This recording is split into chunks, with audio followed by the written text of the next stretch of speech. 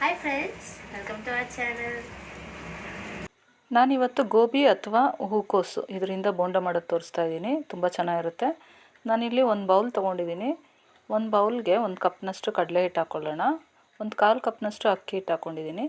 ಒಂದು ಅರ್ಧ ಸ್ಪೂನ್ನಷ್ಟು ಶುಂಠಿ ಬೆಳ್ಳುಳ್ಳಿ ಪೇಸ್ಟು ಮತ್ತು ರೆಡ್ ಚಿಲ್ಲಿ ಪೇಸ್ಟು. ಇದನ್ನು ನಾನು ಮಾಡೋದು ತೋರಿಸಿದ್ದೀನಿ. ನಾನು ವೀಡಿಯೋಸ್ ಚೆಕ್ ಮಾಡಿಕೊಂಡ್ರೆ ಸಿಗುತ್ತೆ. ತುಂಬ ಚೆನ್ನಾಗಿರುತ್ತೆ ಇದು. ಎಲ್ಲದ್ರ ಜೊತೆನೂ ಹಾಕೋಬೋದು. ತುಂಬ ಟೇಸ್ಟಿಯಾಗೂ ಇರುತ್ತೆ. ನಾನಿಲ್ಲಿ ಅದನ್ನು ಒಂದು ಸ್ಪೂನ್ ಹಾಕ್ಕೊಂಡಿದ್ದೀನಿ.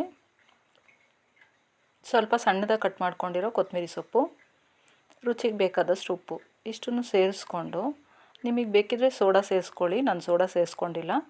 ಇಷ್ಟನ್ನು ಸೇರಿಸಿ ಒಂದು ಇಡ್ಲಿ ಬ್ಯಾಟರ್ ಕನ್ಸಿಸ್ಟೆನ್ಸಿ ಬರುತ್ತಲ್ಲ ಆ ಥರ ಕಲಿಸ್ಕೋಬೇಕು ನಾವು ಬೋಂಡಕ್ಕೆ. ನೋಡಿ ಆ ಥರ ಇರಬೇಕು ಕನ್ಸಿಸ್ಟೆನ್ಸಿ. ಇವಾಗ ನಾನು ಎಣ್ಣೆ ಇಟ್ಕೊಂಡಿದ್ದೀನಿ ಒಂದು ಬಾಣಲಿಲಿ. ಎಣ್ಣೆ ಚೆನ್ನಾಗಿ ಕಾಯ್ದ ಈ ಥರ ಬ್ಯಾಟರಲ್ಲಿ ಚೆನ್ನಾಗಿ ಡಿಪ್ ಮಾಡಿ ಡೀಪ್ ಫ್ರೈ ಮಾಡ್ಕೋಬೇಕು. ಇಷ್ಟೇ ಹೂಕೋಸಿನ ಬೋಂಡ. ತುಂಬ ಅಂದರೆ ತುಂಬ ಚೆನ್ನಾಗಿರುತ್ತೆ.